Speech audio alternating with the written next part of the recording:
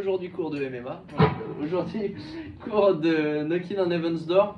Il y a déjà 2 vidéos normalement sur notre espace en ligne, donc ça va être la deuxième partie du deuxième solo. Donc on avait...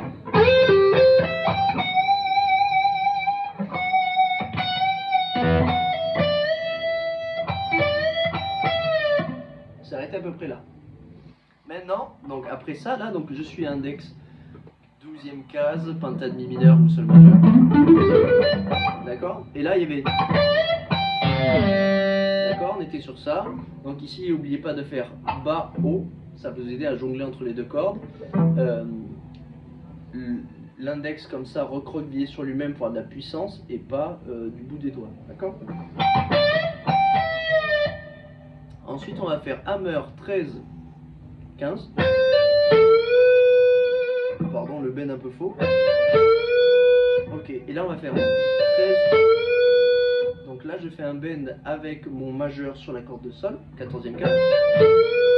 Ensuite je viens placer mon petit doigt qui va plaquer. Alors je vais peut-être vous le jouer parce que souvent on me fait le reproche d'expliquer en cours de route et de ne pas montrer le morceau. Donc je refais juste, je vous le joue à la suite.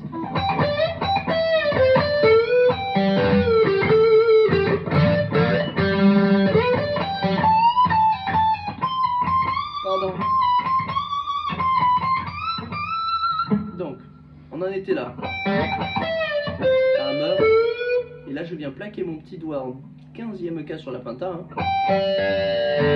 Donc là, si vous loupez des cordes, c'est que vous grattez en piquant vers le haut. Ce qu'il faut, c'est que mon bras droit ici, il suit la trajectoire des cordes. Et en gros, il fait essuie-glace, d'accord?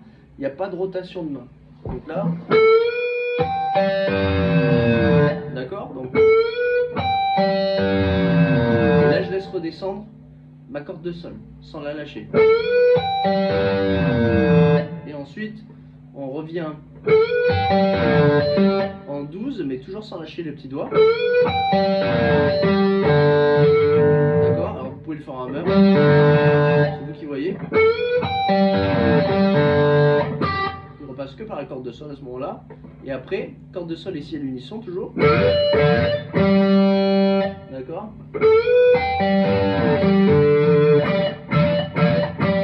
Et là, il passe par son sol majeur, triade. Donc, attention, là, le piège, c'est de partir trop loin du slide et après de stresser. Donc, on part 14e case vers la 16e. Pardon, bah, je le dis, je le fais. Et index plaqué sur les 2 dernières cordes. Ok, toujours pas de rotation de main droite, la paume est plaquée. Et là, on monte un bend d'un ton en 17e. Et on coupe. Et là, on va faire pull-off, index prédisposé. Donc on gratte, pull-off, gratte, pull-off.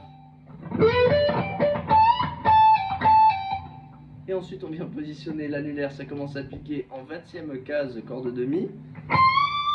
Non, okay. Alors, juste avant, donc on va faire annulaire 20e, pull-off majeur 19, re-20e, pull-off 20e, et là je monte d'un ton.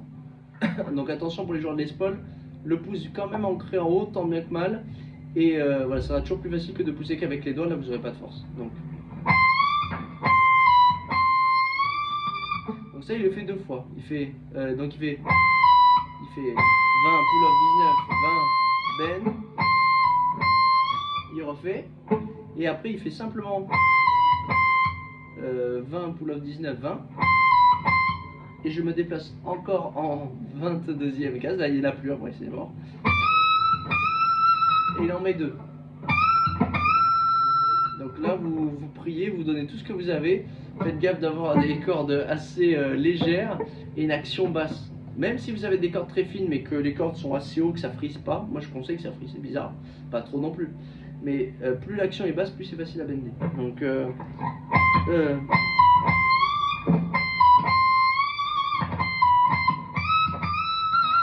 d'accord? Bon courage, à la prochaine.